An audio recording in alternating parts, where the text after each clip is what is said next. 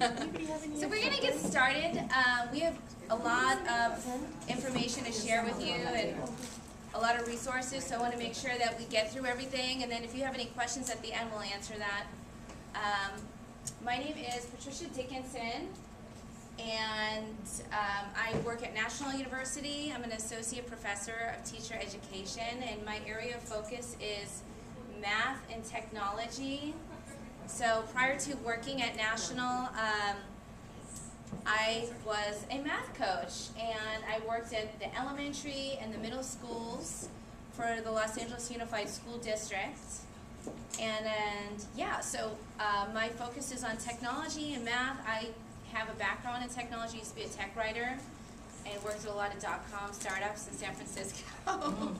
And then just got tired of not being around kids and working with people, so I left my profession to go into education, and before you knew it, all the tech resources paid off, and people were anxious to get me in their classroom as a math coach. And I don't know if anyone's ever been a coach, but it's really hard to work with some people that don't want you in their classroom. But once they saw all the magical things that were happening when kids were having fun and learning with these technology resources and tools, I got really popular really fast, which is kind of fun. So that's a little bit about me. And I'm Gail Lancaster, and I retired about a year and a half ago, and I taught special education for 39 years. But I've been associate faculty at National for about 17 years. And so Patricia and I were put on a writing team, and they brought me in because they wanted to make sure that all the new teacher ed classes had differentiation in them. Yay, guys, right? Yay, finally, yes? So we got together and we just started having a lot of fun. I've learned lots and lots of technology. Patricia and I kind of hit it off, and we have been having a good time with each other ever since. And we have, I am not a techie. So if I can learn it at my age, at 106, you guys can learn it as well. So there is hope for you there. And the stuff that she has got, I kept saying, I want to go back into the classroom and use this with kids. So one of the things, perspectives that we have for you today is you just don't jump to the digital. We're going to make it hands-on for you first. So we're not going to take you 0 through 60 in no amount of time. We are going to give you some hands-on work and application so you can help make that leap. I needed that extra step, and your students will need that extra step to have that conceptualization and that foundation of understanding. So yeah, we even have a YouTube channel, YouTube videos of Gail and I working together. I was teaching her how to use Google Slides. So. Yes. So we've been having a lot of fun. A lot of what I'm going to be sharing today is based on a recent publication of mine. It's called Teaching Outside the Box. It's all about technology-infused math instruction, and it focuses on 5 pedagogical practices in math. Many you're probably familiar with.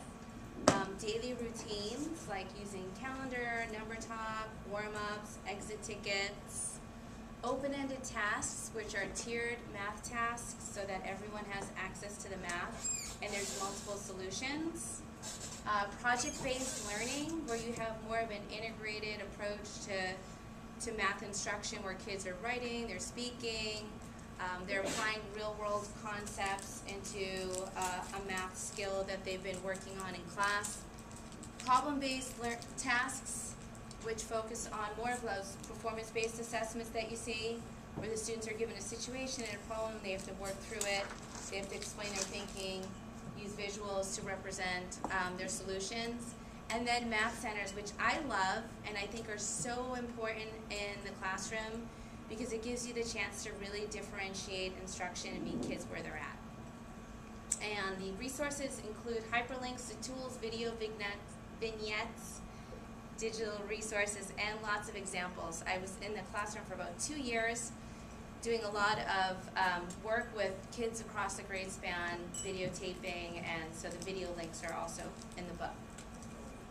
All right, so we're gonna just give you, I'm sure everyone here is familiar with the Common Core math, but just to remind you that the Common Core is focused on a balanced approach to math instruction, which emphasizes both conceptual learning, so the foundational skills of understanding the concept in a physical representation, and then moving to procedural knowledge, right? So how do you divide, how do you multiply fractions, so all the procedures that students need to be successful. And wrapped around both of those approaches are the 8 standards for mathematical practice. So that includes all of what the teacher should be doing and what the student should be doing while they're engaged in math. So justifying their answers, modeling with maths, using appropriate tools, attending to precision, all of the practices that are really what we want to move our students towards so that they feel comfortable with math, they understand what they're doing, they enjoy what they're doing, and they can become independent, right? Yeah. So, how many of you, so probably not brand new teachers, but those of you who've been teaching for a while, notice some problems in your classrooms when your school district switched to Common Core math? What did you see? Lots of language. Too much reading. Lots of language. Too much information. More visual. They had more problems with the visual, or was More visual type of learning, like number lines, interways. okay, which could be good. Uh-huh, yeah. A lot of mixture of writing into math that never had been done before. A lot of complaints then from the general ed saying, these kids can't survive in my classroom. Ah. Sounds familiar. Breaking it down, but using a lot of language to break things down, and pictures too, but a difference in how kids with disabilities, with learning disabilities, had to access it, so that's an issue. Yes. It just seems like it's gone from the procedural, like the process and the steps, to conceptually understanding the whys. So most of the questions I would explain your reasoning or explain the why, which is where most of my kids get upset, like, why do I have to explain? I did it already. Right. And how many of you had your referrals or kids who were already on IEPs who hadn't struggled in math, all of a sudden those folks were on your caseload then, right? That, you know, the number of kids I was working with in math doubled in a very short amount of time. So that was really an issue, because all of a sudden my job, you know, most of my students were language they could hang in math. But now all of a sudden my job, I am going, where am I going to fit all of these kiddos? What's going on? What's going wrong? Well, some of the things we're going to do today is give you some tools. And one thing that I want to suggest to all of you, I have an assessment, of course, that I wrote at the university, and one of the things I train my teachers to do is to go look at a gen ed classroom, find out what academic subject in math they're getting ready to teach, and do a pre-assessment on those kiddos that are going to be taking that unit, so I can pre-teach some of that background knowledge that they're lacking. So think about doing that, and I have found that that helps scaffold them so they are more successful. It's worth our time to do that so they're not in us for math the entire time. Okay. That's a great segue into what we're about to look at, is moving the kids from the abstract to the concrete. So this is, like Gail was sharing, looking at those assessments, figuring out what they're going to be learning, and then figuring out how you can break it down using digital resources and tools so that it does become more concrete and they're understanding the concept. So this is an example from the Math Learning Center, where kids have virtual pieces that they can drag, they can illustrate, and they can make connections with concepts like fractions, percents, decimals, and so on and so forth. Go back one slide. Look at that one. How are our kids going to do with this one? Not very well, right? Yeah, way too busy, way too loaded, versus something like that. So there's some seats up here still. So the American Institute of Research in 2016 came out with the CRA model, which is really kind of a foundational principle of the Common Core math. It's the idea that students need to move from the concrete to the representational and then to the abstract. So concrete is that idea of like getting manipulatives, building a conceptual understanding through physical tools, and then moving to numbers and symbols, which are the representational piece. So once students have that conceptual understanding of like base 10, and they're using base 10 Cuisenaire rods, then they can move to representations, which might be like a tally mark to represent a 10, and a little dot to represent a 1. And then moving to the abstract, where they're actually going into like regrouping and the standard algorithm and such. But we argue that before they get to that phase of the representational, they need to have the digital. They need to have more visual representations and more times to practice to really get deep with the content and have a strong sense of what conceptual understanding is in a real application. So just because you have a base 10 Cuisenaire rod doesn't mean that the students are going to be able to transfer that into a real life application, right?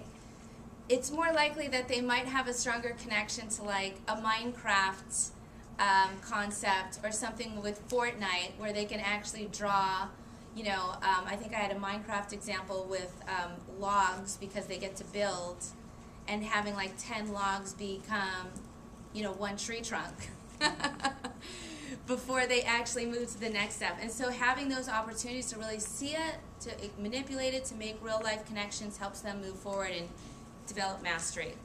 Are you finding, at least in your research, I've been teaching a long time, and I'm finding that the abstract where we first started years and years ago, the students, they need something that those numbers make sense, and so I'm having to really back up. Right. And before I can do that now, even though that's been how I was taught, was you went straight to the abstract. Sure. The students now, they don't have a relationship with the numbers, and so I'm really struggling.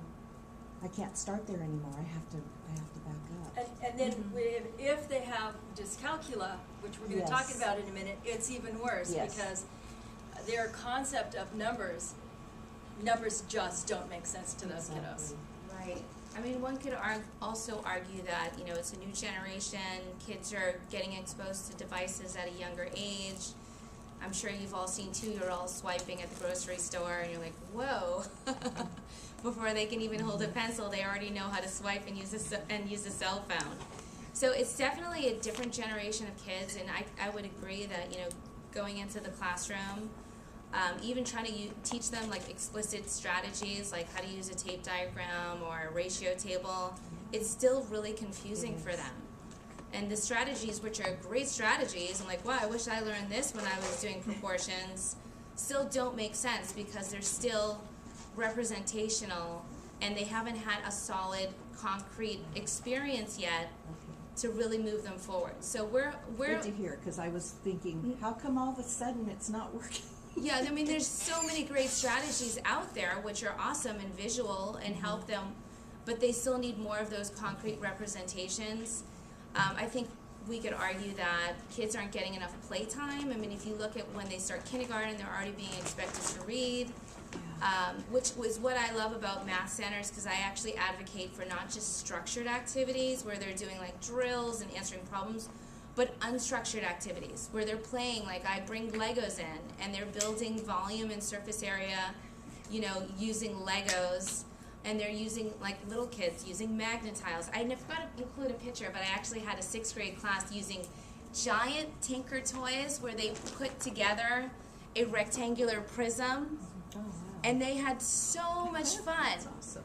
But it's like, instead of just cutting out a net, even that is pretty abstract for them, because I don't think kids have a lot of experience with scissors anymore, or with paper. You're right.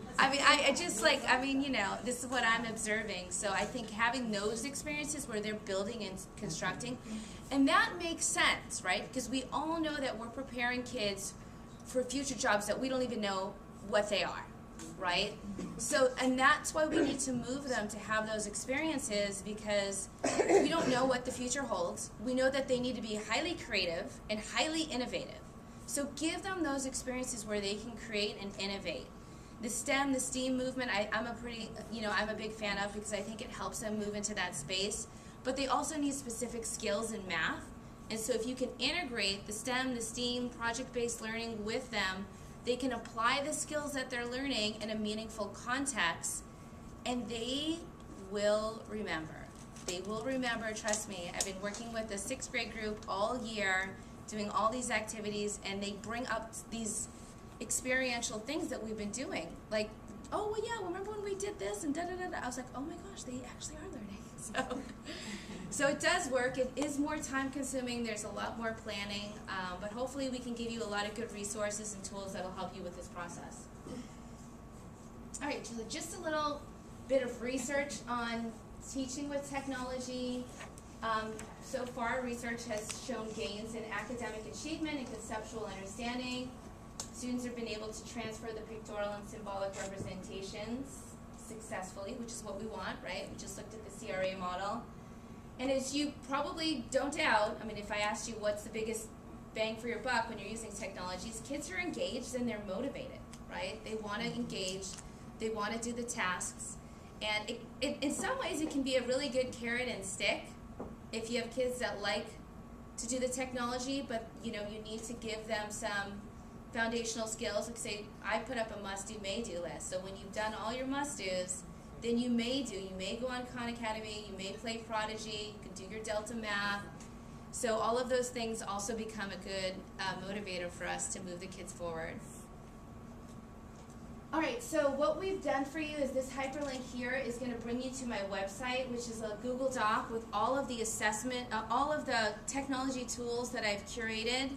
And there is my recommendation are like a category of how I would classify each of these tools.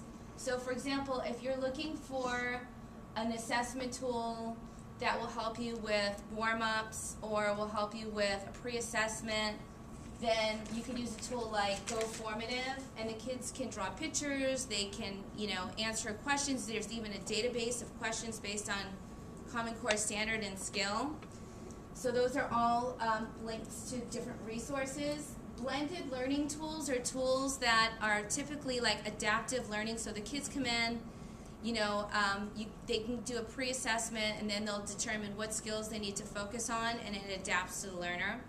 Other tools like you've probably heard of for blended learning are like Khan Academy or Delta Math. So I like Delta Math. If you're middle school, I think it's probably one of the best for practice. Instead of printing out like hundreds of worksheets, you can go into Delta Math, you can select the specific Common Core Standard that you're working on. It will populate questions for the kids to work on, and then they get it in their queue as an assignment. And you can automatically get all of that data for your students. I would say candidates because we work with teacher educators. But you can get the data for your students. How do they perform on each of these sub-skills? So that's a phenomenal tool as well. Calculate tools are tools that are going to help students with calculation. You have a question? Yeah, just a quick question about Delta Math. Is it a prescription or a subscription one, or is it It's free. Okay. We use accelerated math, and it sounds like the same thing, but I know my gen ed teachers and they'll have a gen ed class, and I keep trying to get in there, and somehow the gen ed teachers always assign everything to both of the classes. So I'll create this resource group and, select those specific things. And I'm like, how is all their assignments this thing that's, 3 years ahead of them? So Right. I think I'm just going to hop over and make a Delta account, and then There you go. do separate programs. Yeah, and that's a good tool if you know, like, hey, we're working on proportions and they still don't have foundational skills in fractions, then I can backtrack and, if you're, I don't know what grade, but you can give them, like, earlier grade level skills that they need to work on. The same thing with Khan Academy. I'm also a big fan of Khan Academy. I found with this group that I'm working, this 6th grade group, the parents love it because a lot of these strategies and skills that they're seeing their kids come home with, they've never done. So they don't understand it. So they're feeling helpless, and the parents are feeling frustrated. And then what happens is then they're complaining. But with Khan Academy, they have the videos in there. So this school that I've been working with, they use illustrative math, which I think is phenomenal. If you're 6th That's a through, program? yeah, it's actually got one of the highest ranking from Ed Reports. It's all activity based, and there's just a lot of fun activities. The kids are really enjoying it. I have a lot of kids that are dyslexic and have dyscalculia and have short-term memory and other processing issues, and it's been pretty successful. And nice thing about using illustrative math, excuse me, and they do have free tasks that you can download on there. It's I Am Math. What grade levels is that in? It's middle school, but they're going back to elementary. They're going to have an elementary curriculum coming out too. Is that Khan Academy has videos and assignments that are based on I Am Math. So, for example, if you're doing a strategy in I Am Math, like using a tape diagram to understand percent, then you can assign the Khan Academy I Am Math skill, and it will include a video. So maybe they didn't get in your class, but they can go home, they can watch the video, which is the same exact strategy that you taught in your class. So that's been really successful.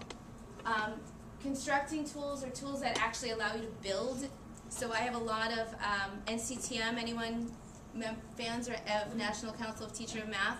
There's a lot of really wonderful tools in there where the kids can actually construct three-dimensional shapes. They can, fill in cubes. We'll look at one today where they can determine the volume. Creation tools are kind of, when we think about products of learning, we want our kids to be able to create. So kind of a lot of video-based response tools. So instead of having to answer the question and explain their reasoning, they can answer with a video-based tool. Gamify tools, those are really great for helping students develop procedural fluency, right, with their facts. It's all a game-based tool. Archidemics, I'm sure you guys are probably using Archidemics, ABC, yeah, cool math games, things like that. Those would be Gamify. And then math tasks are awesome, and we're going to look at a couple today. A lot by Dan Myers, if you haven't heard of him. He does a lot of 3-acts math tasks, which the kids love. They just have so much fun. It's a video-based word problem. Productivity tools are kind of your tools that help kids present and produce products of learning, and then presentation tools, and then video tools. So Math Antics is one of my favorite. If you haven't checked that out, that's a lot of fun. I mean, the guy's kind of annoying, but he's a really good job explaining concepts and attending to precision. Is that what Dan Myers' name? How do you spell that? M-Y-E-R-S. And all of this is in the chart with the hyperlinks. Okay. Thanks. So, Yeah. And when we're done, not only you can put your email here, but we will update the CARS slideshow, because she doesn't stand still, and once she's created it, she then goes back and changes it about 5 or 6 times. So she goes, oh, I forgot to put that in, or oh, I forgot to put that in. So we will update it for you. So let's go. Isn't there one slide before that? Oh, no. Okay. So let's talk for a minute about dyscalculia. I never attended any kind of seminar where someone talked about dyscalculia.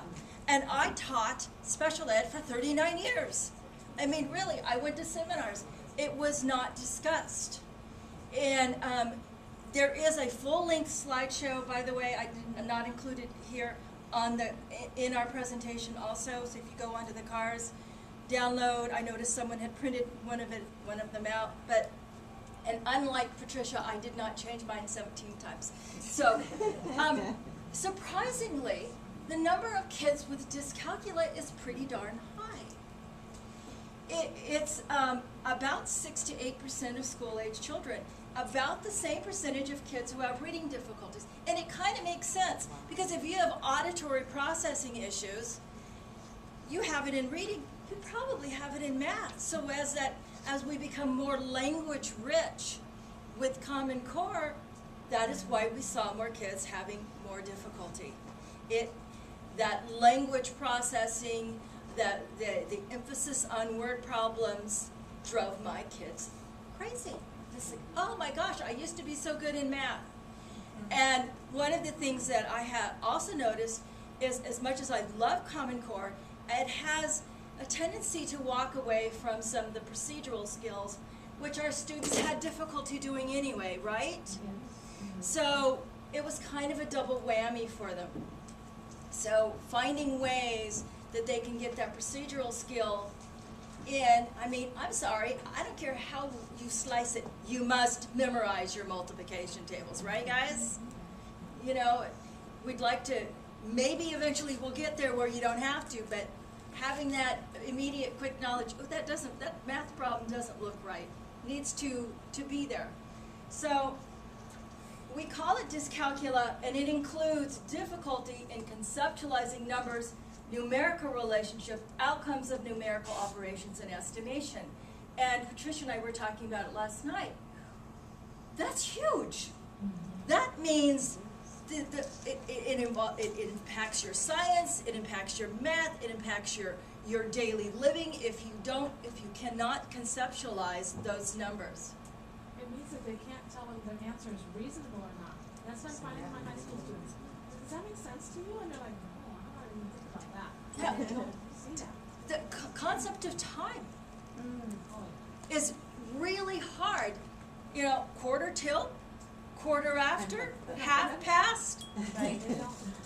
I was working with a group last week with 7th graders. It was on proportional relationships. And they had to determine, is this proportional or not proportional? And so they had a problem in the book, and then the kids didn't get it. That night I went to the movie theater, and I was with my son. He wanted to see Spider-Verse. Well, I said, how much for a small popcorn? It was $5.99. How much for a large or medium? It was like $6.50. How much for a 7? You know, for a large it was $7.99. I said, wow, there's a really great example of proportional relationships. So I took a picture of my son with the popcorn and a picture of, I said, can you please just put all the prices of the popcorn up there so I could take a photo of it?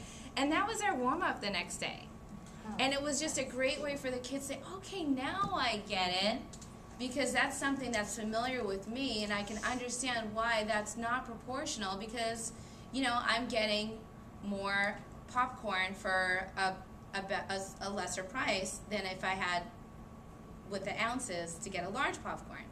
So, because he actually put the ounces up too, like an ounces, it was like 6, yeah. So we got to see that in the context and make those connections. Of course, that's just one step, and they need multiple examples of that. But bringing that every single day life experiences to them, you know, you're at the grocery store and you see a sign, it's like, you know, a case of water for $3.99. Okay, well, there's 24 waters in a case. How much would one be?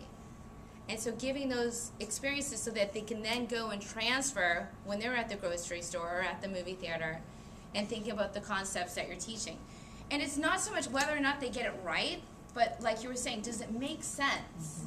And that's just, I mean, if we can at least get them to think that way, then one, they'll be more engaged in the math, and two, they can make reasonable estimates and make sense of the problems that they're working through.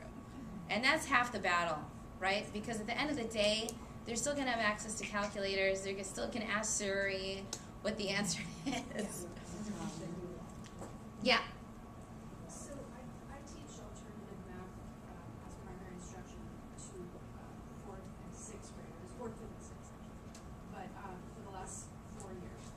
And what I've noticed with the math fact authenticity, now that I'm all the way through the 6th grade portion of the show and looking backward, is because we can't ever get them to be automatic as fast. And there are just some kids who just can't do it. Right. What they can do is skip count. For the 2s. They can do it with the 5s, they can consistently do it with the 10s. So that's really very common core-ish. It works really well. But the prime factors, those I've been making, you know, helping them to memorize their prime factors 2, 3, 5. 7 is not so much, but 2, 3, 5, because I have one girl who just couldn't do it. There's a 6th grader now, but she can factor like she's just amazing. Awesome. And there's so much you can do with that. But it's that kind of thing that it would be lovely if the publishers could get some of our feedback Right. on some of the things. If I could pick one thing, just a couple of math facts for you to memorize with authenticity, it would be the prime numbers, things like that. Right. Because it shows that trajectory for them. There's a whole scope, the sequence just with that. Wow. So but it's, to me, it's the publishers that are struggling to understand what our kids need, who are struggling with this. Absolutely. I actually have not found, especially for SPED kids, the publishers have done a very good job at all on any of the math programs I've seen. Right. They have or haven't? Have not. Okay. Well, you should check out I Am Math. I hate to go back to I Am Math, but I think it's a really good program because of that. They're not explicitly telling you all of the things that you need to teach and how you teach it. There's a lot of flexibility in their program. So if you wanted to teach in a mini lesson on prime numbers and prime factorization, you could do that and still hit all of the math tasks in I Am Math, which is nice because you know your students best, right? You know what they need, and the publishers don't.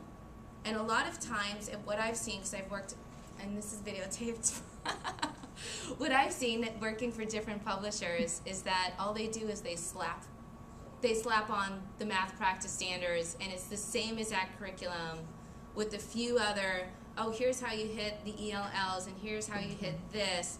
But they're really not doing anything differently, and they're really not coming at math from a student-centered approach. And the standards are good. Yeah, I like the standards. I do too. Yeah, and another good book, if you want to go deeper with your understanding of the standards that we actually have in our course, and the students love it. It's called Decoding the Common Core Math Standards. It's by Goljak with a G and Miles, and it gives you all of the math standards. It unpacks the standards. So if you have one big standard, it tells you what all the skills are within that standard. And then it gives you like specific strategies or tasks that you can then bring into your classroom. And the students really like it. Can you state the title of that book again? It's called Decoding the Common Core Standards. Yes. It's by Corwin, and it's Gojak, G-O-J-A-K. I actually took it to my ex-principal and I said, look at this, you need to buy this for every single teacher in the school. And she did. Oh. So she looked at it, trusted me enough to know what I was talking about, and she did. She said, and what I like about it is, one of the things it has in it is a whole section on common misconceptions. And it shows you examples. How should this look? So, what are common mistakes the students make in it? So it's really a very, very hands-on, functional explanation for each of the standards. So I think you guys, it's well worth having in your classroom. It won't sit on your shelf. You will actually use it. And it also organizes the domains by grade span, so that way you can see how the standard progresses. So, yeah. Tulare County. Oh, they have has an grades. amazing Yeah. way of breaking down, but they've done a beautiful job. Yeah, Tulare County has a great website. In fact, We have that on our course. we have that in Yeah, our we course, do. both at the science course and the math course. So, it's, you'll go back one? Okay. So, when kids have dyscalculia, these are the areas where they run into difficulty. Mastering arithmetic facts, learning abstract concepts of time and direction, spatial orientation and organization, left, right. Some of your kids with dyscalculia really have problems with left and right. If they wear a ring, that's one way you can teach them, by the way. If they have a ring on one finger and they can't get left or right, putting a ring on, the ring is on your right hand, the ring is on your left hand. That's one way that straightens kids out. And following sequential directions and sequencing. Okay, so inconsistent results with addition, subtraction, multiplication, and division, inability to remember mathematical formula, rules, or concepts. You know, I spent a week teaching them this. They all got it. I'm so excited. You go home for the weekend, and on Monday morning, they look at you with that blank look on your face. What are you talking about, right? Time, direction problems. And it's very abstract to them. Time is really one of those things that they just look at you puzzled. Even though you've got the Judy clock, I finally went to the point where I was making linear time examples, and that seemed to help. On a line? What do you mean? There's I'm trying to remember the program that I had magnet strips, and I had little arrows that I could move. Oh, okay. Okay, I can't remember the company it came from. I bought a lot of stuff from a company called Really Good Stuff. Yes. Yeah, it's really good stuff. Really Good Stuff has got really good stuff in it, and I don't know if I found it there, or it could have been PCI Mathematics. That also has some good things, but for those children that were having difficulty understanding the round Judy clock, that linear line seemed to help. But consistent errors when recalling numbers, including transpositions, omissions, reversals.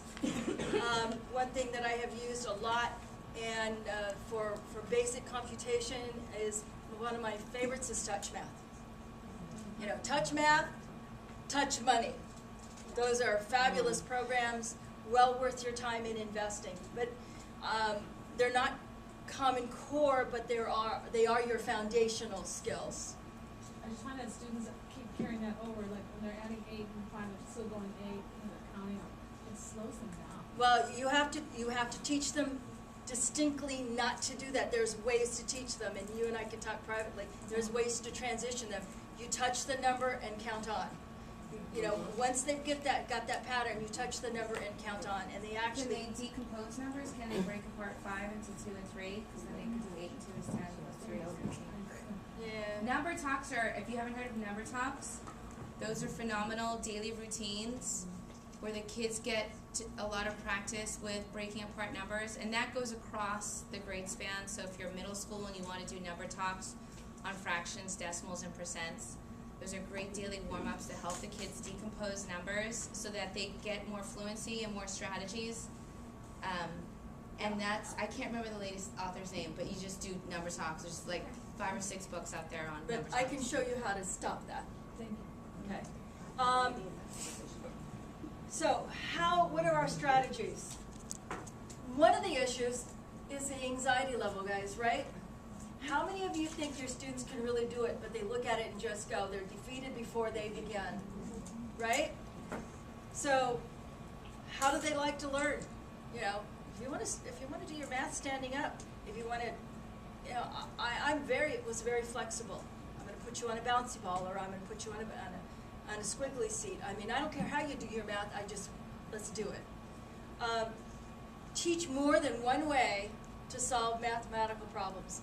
I had kids that could not do, you know, the multiplication, multi-digit multiplication, and I taught them using lattice math, and that works really well. That's a cool way to help them line it up.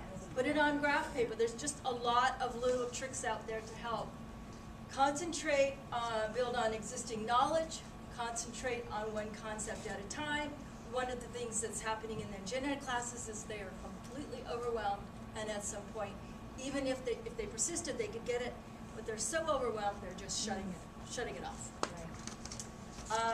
Provide examples and do exactly what you did a few minutes ago, was related to real life situations, and encourage students to teach a concept back. Repetition, lots of practice. And I'm in and spiral. She and I talked when we wrote the math course. Yeah. I had a thing about, where's our spiraling? You know, our students forget it if we don't make them go repeat it frequently. So if you're creating math programs of your own, make sure you've got multiple of the old concepts you've taught in there, or our students will forget it. Comes test time, not a bit of it is left. Right. You must spiral with them. Okay, so now we're going to have a little bit of fun. In front of you, we're going to make a game. I made 30 of these, so I didn't know how many folks there. This is going to be simple, and we're going to play with it. If you did not get one, you may want to take a photograph of how to do this from your neighbors. And this is very simple. You're welcome to photo here. You have great, thank you. a piece of elastic 2 pieces of elastic. If you don't have any of those things, you let me know. And you should have 10 red beads and 10 white beads. Okay? And you're going to tie elastic on the back. Now, the directions called for the directions called, I think, for chipboards. Well, I live in the mountains. There were no stores with chipboards. I went and found poster boards at the dollar store. And I made a ton of these out of a $1 poster board. Just cut it apart. And it was nice and sturdy. So you want to tie a string, tie one of your things in the back, and then thread your reckon rack. I keep on wanting to call it the wrong name. Reckon rack. I like Rick Rack. Your Thule rack. And then just string your beads on it. So this is a reckon rack. It's great if you teach elementary. It helps the kids decompose numbers, unitize and subitize, so that they have a strong foundational knowledge of base 10. And as we talked about earlier, it will help them break apart numbers so that they can develop computational fluency, right? And that's half the battle right there. Of all the research that I've read about student success, especially with algebra, I'm sure you guys know that the number of students who fail is significantly high. I think it was 70% of students who take algebra fail algebra the first time, and of that 70%, 40% fail it again. So, and the biggest predictor of algebra success is their number sense. So if you're a primary teacher, you are really setting a foundation for their success in future math. You guys are the gatekeepers. So having all of these physical activities, having them create a physical tool that they can take home, they can practice counting, they can practice breaking apart numbers, they can practice base 10, 10s and 1s. They can practice, finding the unknown part, which is algebraic thinking. If you have 3 white beads on one side, how many beads must be on the other?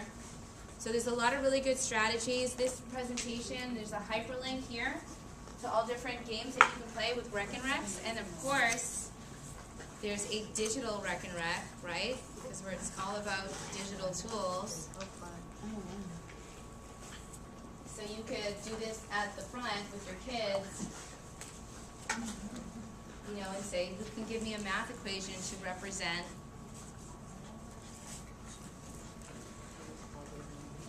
this row of numbers?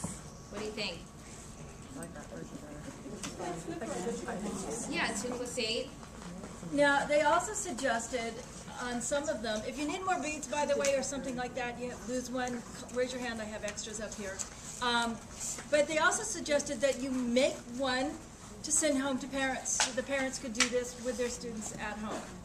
So that is an idea as well.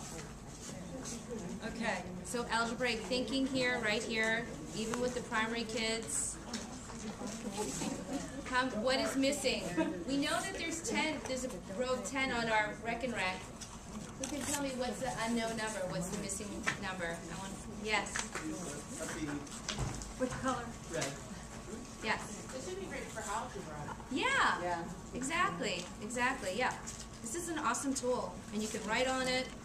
Someone will give us. Oops. You can see how many. Did you lose it or did I not count it? I lost it. So sorry. Alright, so that's the digital Reckon Rec from the Math Learning Center. It's hyperlinked onto the presentation.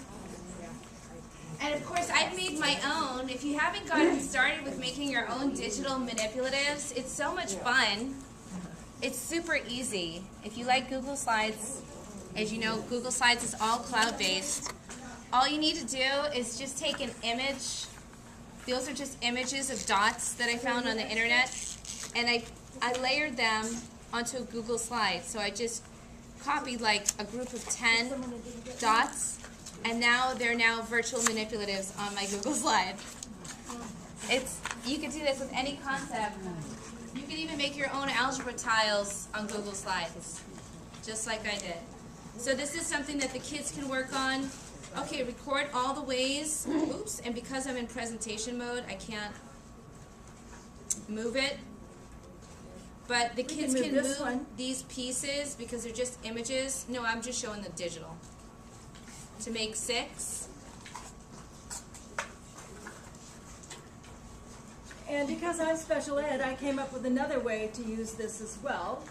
And that is because I think our kids need physical things.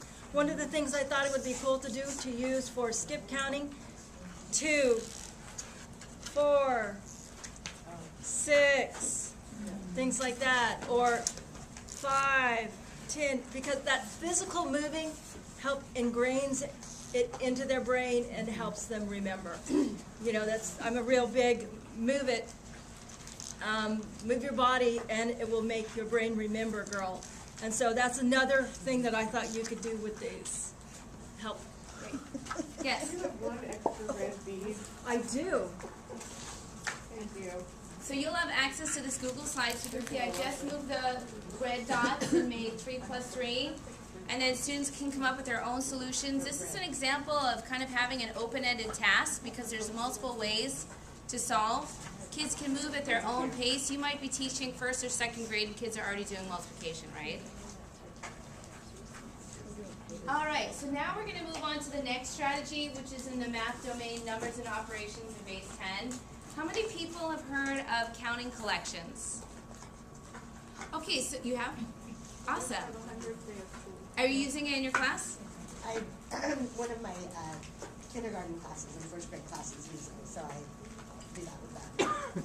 Great, yes. So this is an example of counting collections. This came out of Megan Frankie's work from UCLA. And there's tons of resources that are already online, from recording sheets to presentations. And the basis is that kids each get a collection of items, right? And it can be anything that you have at your house. You can go to the thrift store and get, you know, I was going to bring in poker chips and I forgot. Poker chips or, you know, rings, cubes, all your old math manipulatives from Mathland. How many people use that program? Can resurface, and you just put them in giant baggies. And then kids make their own collection and start writing math equations to represent what they've done. And so it's a great way to help build their number sense. It's a great way to also scaffold instruction because depending on your learners, you can give larger or smaller bag quantities. They can choose their own strategies. And for me, when I was going and observing this class, it was such an awesome assessment of learning because it was so low stakes that all the kids were engaged, and I could really see what they knew. So there were some kids that were still counting with one-to-one correspondence. There were other kids that had moved on. They were counting by 2s. And then some kids were working with base 10, so they were making rows of 10. And I could say, what would happen if you took off one row of 10, you know, and then you'd have your 9 facts, right? And so they were able to extend their thinking. So it's a great way for the teacher to kind of see what the kids know. But then the kids, what they did was after they made their collection and they arranged it and wrote their math equation, then they went around kind of like a carousel and they saw what their peers had done. So it was such a great activity, and it helps them with counting as well. So for warm-up, you could take image shots of, you know, math warm-up, an image shot of what your kid's collection is, and then have your kids write a math equation to represent the image. So here it's 10 rows of 10 plus 4 rows of 5 plus 1 group of 5. Right? So they're kind of already beginning to lay the foundation of multiplication here and algebra because they're writing math equations, which is so, this is a 2nd grade classroom. I was like so impressed. And of course the teacher, she's a math coach, so she really knows her stuff, which helps. This video example here is a student that I was telling you, he was having a hard time getting started.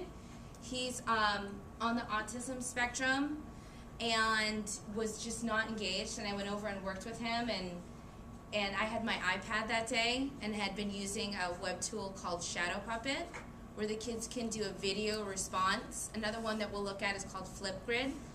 And so he was really excited that I had my iPad. And I said, well, if you make a collection, I'll let you come and videotape yourself and record your what you've done, record your thinking.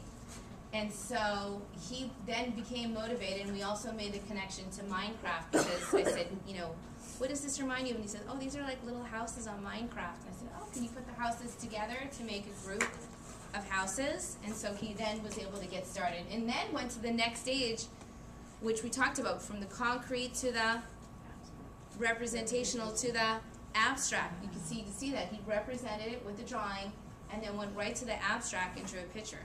So sometimes, you know, we think that they're not listening, they're not paying attention, they do know. It's just the ways that we give them, the opportunities we give them to express what they know, can then tell us so much more about what our learners know. So here's a little cute video. Okay, so I did the first one of these 3x3 arrays. I can also make all 3 of the 3x3 arrays into a house. There are all 3x3 arrays, since you know that. You should know that 3 blocks, 3 lines, and also there's 27, because I know 9 plus 9 plus 9. And thanks for actually hearing.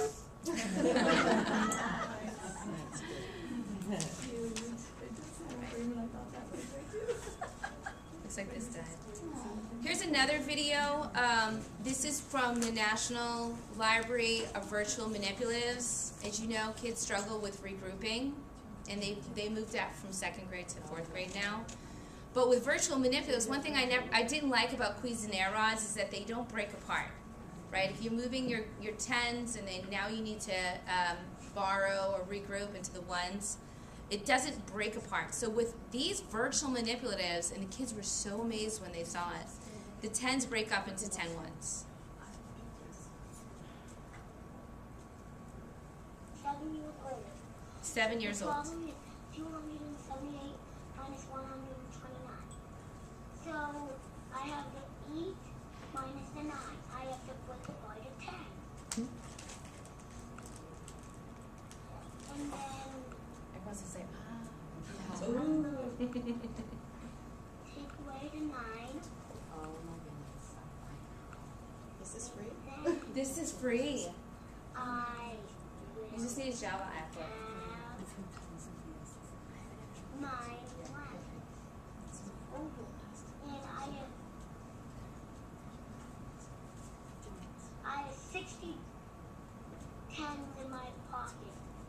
I spend them on 2 donuts that cost 10. Future math teacher. I use those 2, and I get my 2 donuts. And then I have 49 left with the 10 and 1. My 100. I want to buy iPod. He's 7. All right, so another example I want to share with you guys is with the Google Slides, another example of creating your own manipulatives. This one is for making an array. And I'm always like focused on like, how can I get my students to transfer their thinking into the real world? Because I know if they can transfer it, they're gonna actually take home the math with them, and they're gonna move faster towards mastery. So I thought, oh, arrays, that always reminds me of a parking lot, right? Because they have rows of cars, and it's always perfectly aligned, and each row has X amount of cars in it.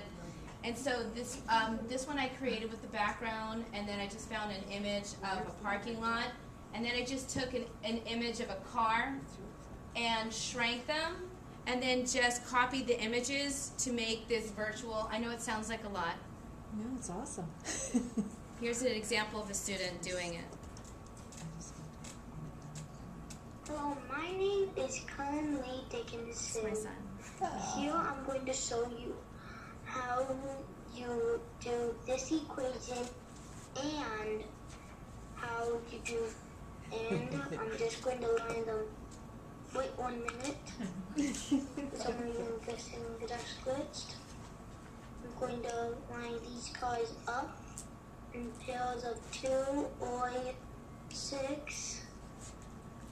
So one of my equations is, I found this out already since I was practicing. 6 plus 6 equals 12, that's obvious. And then, and then I found out about, and then I found out, 6 times 2 equals,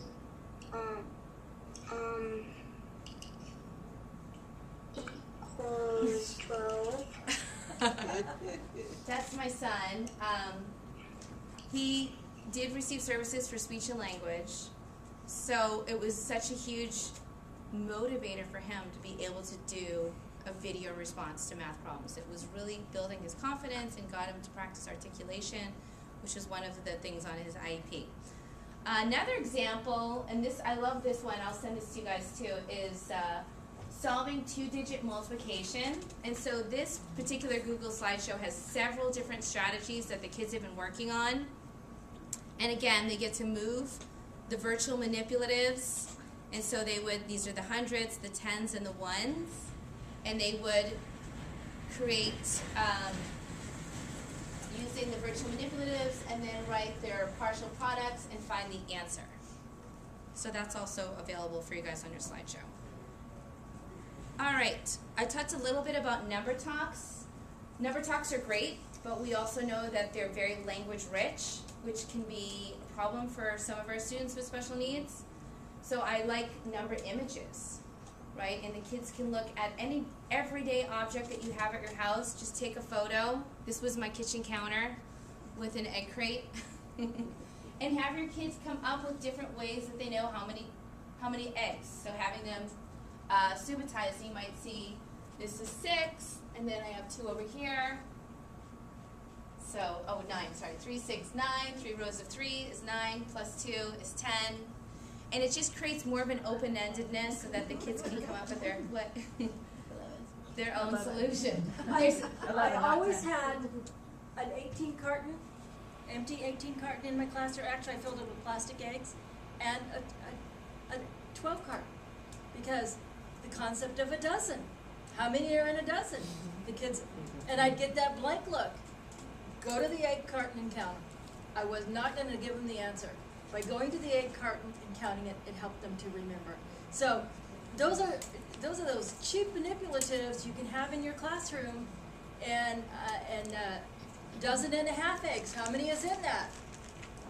So if you have any images, you want to send to me, I put it on my website. And always you can start with, what do you notice? What do you wonder about this image? What are some ways that we can represent it? And the kids just love seeing pictures of my kids. This one's a popular one. Multiplication arrays, an iPhone screen. Okay, right? Waffles, another array.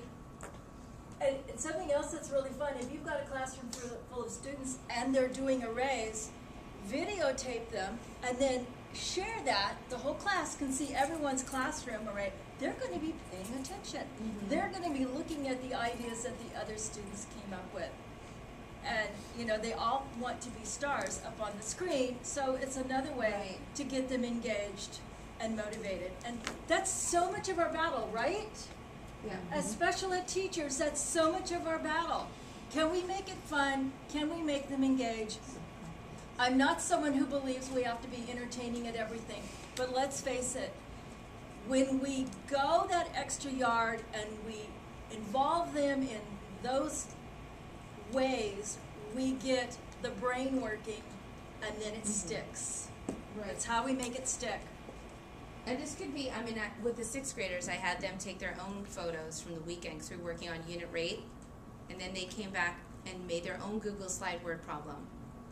And That's a great idea. yeah, and so it's just little things like that become huge motivators for them to wanna, when I'm doing direct instruction and explaining the strategies, listen, because they know at the end of this, Dr. Dickinson is gonna have some type of product of learning that's gonna be more than just a paper and pencil test. It's gonna be me trying to look, and with middle schoolers, they wanna look confident in front of their peers, right? And having anything where they get to share and show with their peers what they're doing is a huge motivator for them. So there's just some examples. Obviously, I show pictures of my kids because I feel like it makes a connection. All right. Oh, so some other digital tools GeoBoards. is a virtual geoboard. This is again from the Math Learning Center. This is great if you're talking about, any building arrays, geometry concepts. And for those of us in special ed, sometimes they don't give us the tools, do they? Kids struggle with finding the area of a triangle, There you go. right? And knowing that it's half of a rectangle. Why is it 1/2 base times height? So they can make their own creation here, and I think the kids made like houses and all sorts of other stuff. Well, they can make an isosceles triangle. They can make, they can change the shape of the triangle, and then need to label it so that they've learned that vocabulary. You can even write on this. I mean, you can write the area, the perimeter. There's virtual tools, and what I have the kids do is this. I love this right here. I can't remember the name of it, but if you email me, I'll send it to you. If you have Chrome, there's a Chrome tool. I can't remember the name of it, but it allows you to just take a screenshot without having to do Control right Apple 4. It's a little thing that goes right in the browser. It's that little triangle, and it saves right to their drive. And you also see I have Screencastify on here too, so they could do their own video recordings. Screencastify is really easy, guys. If I can do it, you can do it. It's probably one of the easiest things I've ever done. It's surprising. Yeah, Screencastify is Chrome, or you can. Yeah, it's any browser. Yeah. Chrome. I have Chrome. So again, going from the physical to the digital. This is an example the teacher had taped on the floor for the students to determine the perimeter, where they had to physically measure. And then going to the digital, GeoGebra. If you ever middle school teachers are using GeoGebra, this is a great tool.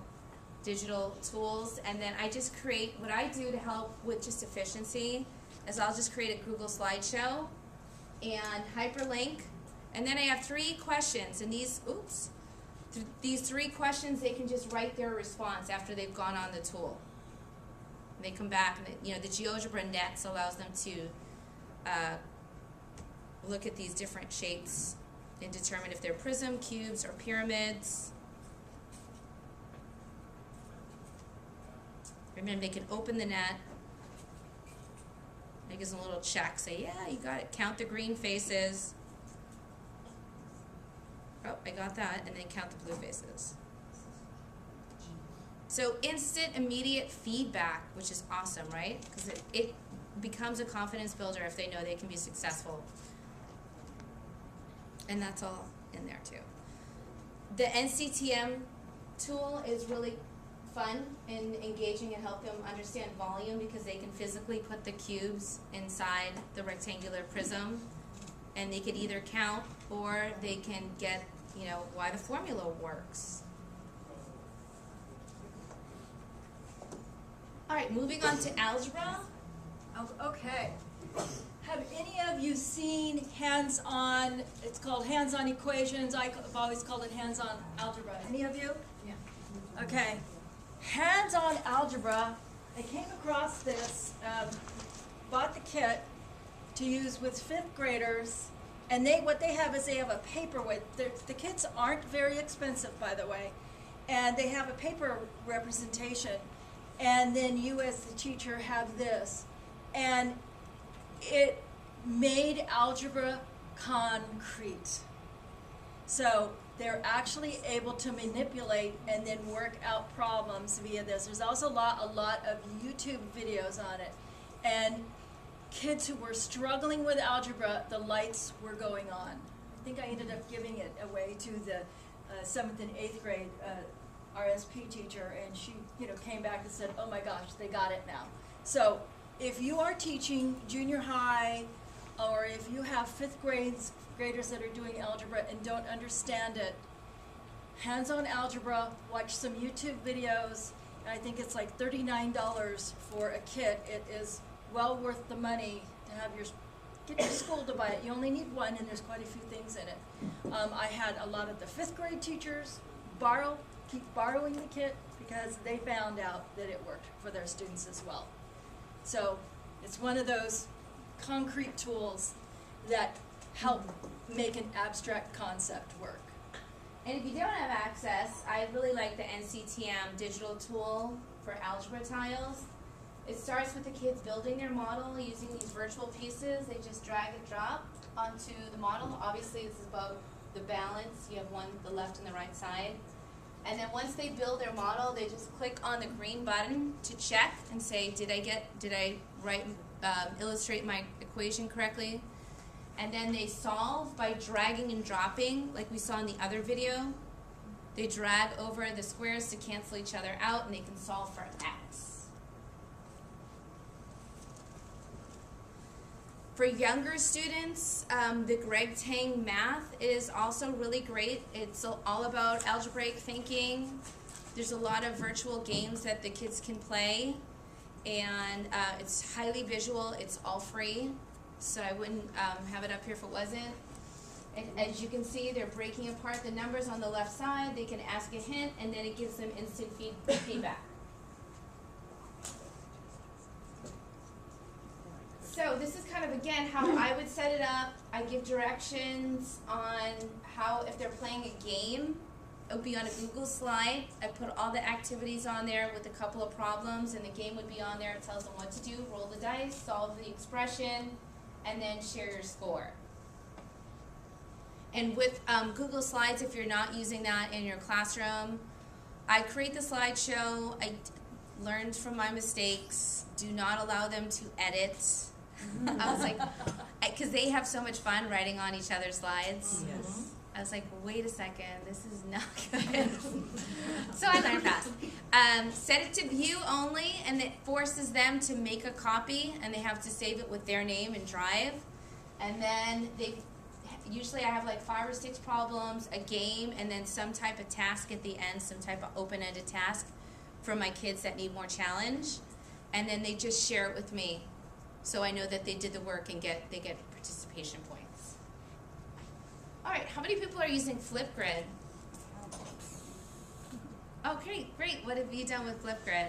I've been playing around with it. I don't use it very often, but our district has a trainer who comes around, and I know a lot of Gen Ed teachers who love it.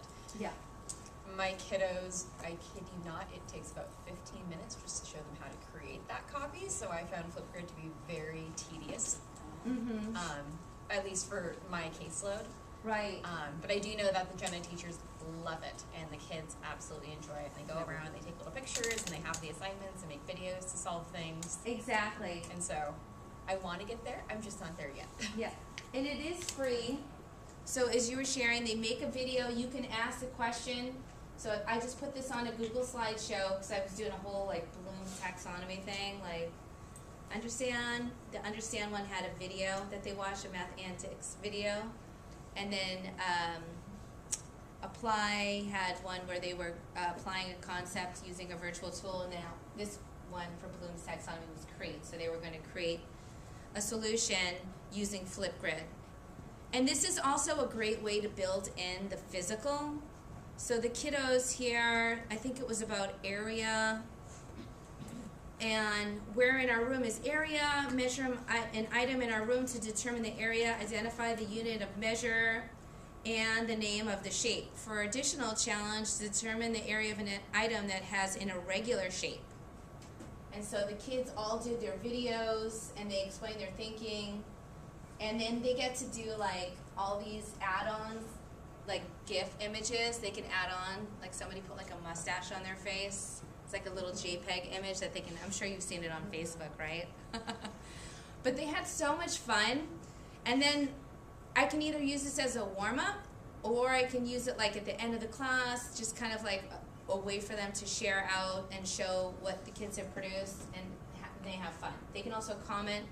They can give each other stars or likes if they like their videos. So this was fun. And this is free. And then finally, the last stage was for them to create. So using a tool like Padlet, they had to share your regular shape. They then moved on to regular shapes in the area. And they used a tool called virtual graph paper, which I'll show you. Is so good, because it's a lot of kids who really had a hard time with geometry because they couldn't draw straight lines, and it was like, poor babies. And so they could be successful with this virtual graph paper. Actually, one of the students showed me this, and I didn't even know about it. I'm like, this is definitely going on my list. And you can write on it. So obviously you can see that she drew these irregular shapes, and then she solved and found the area. And then what I do is I just embed a Padlet so that everyone can upload the image that they created. All right, so this is just an example of a project-based learning activity. Again, using Google Slides, the students had to plan a camping trip. And I use Big Sur because I live in Monterey area. And the students had to plan a trip. This is our student learning targets. This is one of the slides. They got to work with a partner, which I think was a good strategy because there's a lot of diversity in the classroom. So it allowed everyone to be successful and work at their own pace. Here's the criteria. They got to pick their own car, which was a lot of fun. Somebody, of course, picked a Tesla and all these bizarre cars that I've never heard of. Of course, that was an issue. I was like, well, you can't calculate the gas mileage if you have a Tesla because it's an electric. That was another conversation. So they had to pick another car, and then I create this table. Using unit rate, they had to determine how many gallons of gas that they would need based on how many miles they were going on their trip. So they took a screenshot of the Google Maps. And then all of these ideas were already in there, like the vehicle of the car, the make of the car, and they just had to fill in the blank, right? So a lot of scaffolding there. And the nice thing is, if you are in the gen ed classroom, it allows me to go and work with the kids that need a little bit more support, because my high flyers can pretty much kind of go through this. If it's scaffolded enough, they can move at their own pace without much help from me. And part of their camping trip was they had to build their own tent using the virtual graph paper, which I just showed you. So there's the hyperlink to the virtual graph paper. All right, so again, going back to our original list, games are awesome. This one is academics games, helps them practice for automaticity. The Desmo task, has anyone used Desmos in the classroom? This is awesome for middle school teachers. The students had a lot of fun with this. I know you guys don't have internet, so we won't do it. But this one was about proportional thinking, and they had to guess. First, they start with an estimate, like how many times they can tap to make the robot move in like a minute. And then they actually got to see him make the movements, and then they were able to think, okay, if he's moving like 10 beats per second, then what should my guess be based on what I've observed? So it's getting them to think mathematically using reasoning, estimation. And the nice thing about this particular tool, which I really enjoy, is that it also gives you data and feedback on student performance. You could do it live so that you can see all of the students, and you can pause and say, okay, I noticed that, you know, most of you said this answer. Who can explain their thinking? And so it gives you that space to not just be like, okay, we're just going to get through this task, but actually make it a real learning activity where you're having discussions. There's one on like cereal boxes and that they liked about how much sugar, and they had to move the different cereal boxes based on their guess of which box of sugar, which box of cereal had the most sugar. And then it graphed it on a graph so they could see the relationship between sugar and calories, and it's building on their mathematical thinking, right? All right, and Some then of us don't want to know that information, though.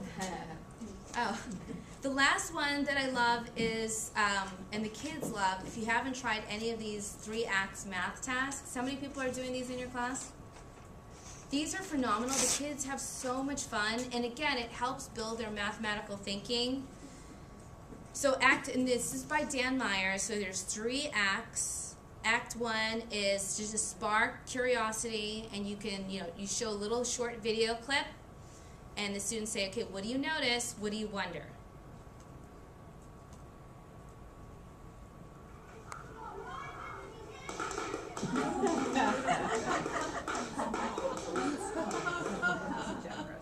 So then you say, okay, what do you notice? I noticed that the dog popped, I think it was 10 balloons in 20 seconds.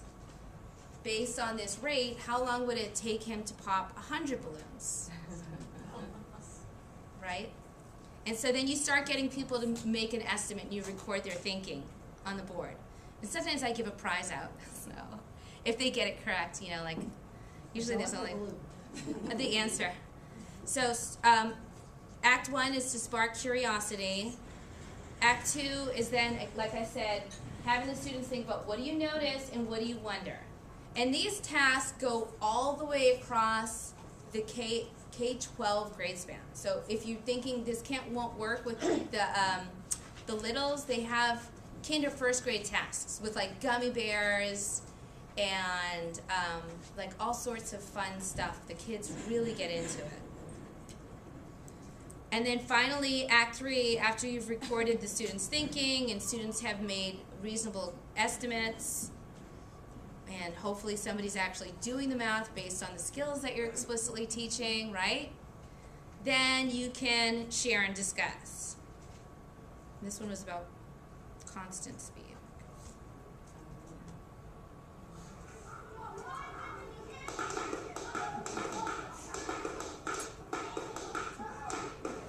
And the kids really get into it because they want to win, right? Does this dog have spikes on him, or what's going on here?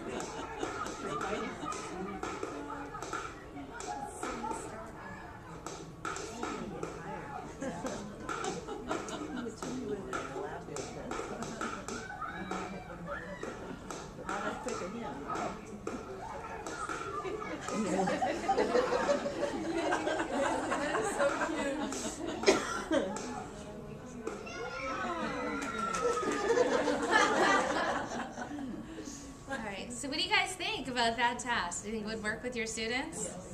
Yep. There's so many fun, there's one with this lady, she's like the fastest jumper, and the whole time the kids are just laughing because the face she's making, she's like, it's just like, there's one that the kids love, it's called the clapper, and it's like the fastest hand clapper in the world. And it's just, it's so much fun. They really have fun. But there's so much math in these tasks too. Look at this graph, and they can really think in terms of constant speed, because you notice over time, he actually gets slower with popping the balloons, right? So then you can start talking about the math concepts that you're doing, and is this proportional thinking, why or why not, and how does this relate to what we've been learning about with unit rate, so on and so forth. Okay. I think we're almost done. So putting it all together, this is a Google slide that I made. If you want to do math centers, each slide is a different rotation. I like to do what I call math inquiry in my class, where I might have, like I was telling you, that might be one activity where it's really not structured, it's unstructured. Maybe the kids have tinker toys or magnet tiles or different things that they can physically construct, like Legos, and they're making their own creation. And they really get in that. The math and tech could be a blended your blended learning that they're rotating to in math centers, and this works even at middle school and high school. And math journal, where's their problem solving, and of course math and teacher is where I get to work with my small groups of learners. All right, so Gail, you want to talk about some of these images here? Oh, I just wanted to put up some physical images, that things I used to use in my classroom that I found to be really, again, I'm the girl who likes to make sure my kids are very, very physical. And this was one of my favorite things. This was a grid. You could flip it. So if they couldn't understand the concept of skip counting, if I had them flip, 2, 4, 6, instead of giving them the answer, I made them go physically manipulate it. That worked. This was when it came to place value. You could flip it. It has decimals on the other side. It was just one of those tools that I found to be really invaluable for them. That's a very abstract concept for a lot of kids. And so that helped when they went into 5th grade, when it had the decimals, it helped. So not very expensive and really worth it. This is one of my favorite things I ever found, and I found it on Really Good Stuff. For older students, this is when you see these words, you add. When you see these words, you subtract. But this is a folder, and it had about 4 sections in it. And what I did with that is I bought a bunch of them. One they used in the classroom when they came in to do their work, and one that they kept their homework in for math, so that they had some supports to take home with them. And then my 4th and 5th grade teacher said, I just saw a folder. That is a really cool folder. And they said, we all want one. So I went to the principal and I said, they all want one. So we bought one for all of the 4th and 5th graders at the school. So, Really Good Stuff. They have a primary one as well. They have one for older students.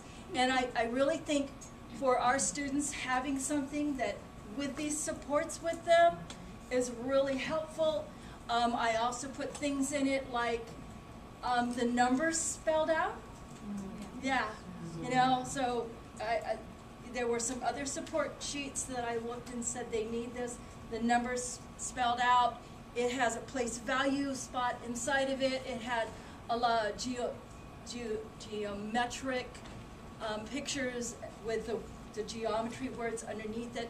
So a little support, things like that, really make a big, huge difference in their confidence, because a lot of times they know it, but they're really not sure, and a place for them to go double check helped. So. Yeah, so thank you so much. I just want to share that my blog, if you are interested in some additional ideas, depending on your grade level, I do have a blog. It's teacherpreptech.com, and I post stuff, whenever I get a good idea and get to go in the classroom and use it. This was a ratio gift-giving guide that we did right before the holidays. The students got to pick a product and collect data from their peers who were working on unit price and bundled price. And then they had to calculate the payments and get reviews from their friends.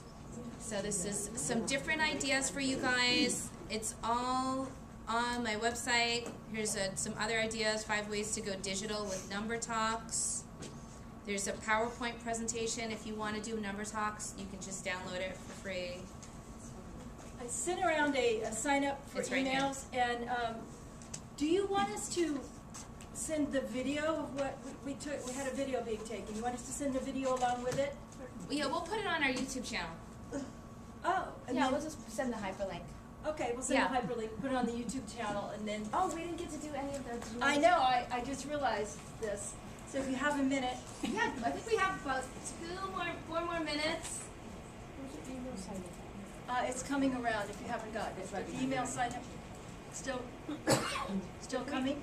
Yeah. If we're on it right now, do we need to put our name on the? No, it's just an optional if you weren't able to get on it and you want to have us send materials from today. Just wanted to make sure you got it. So, and if you want to play with this, you can. And that would be manipulating your wreck and rack. So, questions? I was just going to share one of my favorite non-digital tools, and that's the ceiling, which in most classrooms has a nice grid. Oh, there you go. Oh, good one. Oh, yeah, we did do, And if they're in state testing, you can't have anything that's still the ceiling. right, that's right. And lots of things, you know, from multiplying to measurement, all, Awesome. depending on the grade level. Yeah, the classroom is also a rich space for making math connections as well, and they're in it every day. Awesome, thank you. Resources are using number lines for learning how to use them with multiplication and division. Oh, okay, that's a great strategy. Yeah, there's some videos on the YouTube channel if you want to check it out. And then just send me an email and I can send you some other resources. Yep, using, I have one on using the number line for division. Yes? Another resource on the computer is quiz.com. Okay. It's free, and we got all different kinds of tests on there, math, language arts, so all the, even Disney princesses and stuff like that. Oh, wow. What is it? So the kids, people react well to it, because it's like a quiz kind of thing, competing against others, but it tracks and grades. Oh, that's cool. Kind of like Kahoot, but grade. Yeah, we read and everything. I want to show you guys one more really fun thing. What is it? What tables do they hate the most? Nines, right? Nines. Oh, the nine. The nines. No, sevens and eights. So, okay, well, that's another one, but I'm going to show you the fastest one for nines that kids get the biggest kick out of. And I tell them, if you can write 0 through 9, you can do your nines table. Right. So watch. Yeah, they always have that.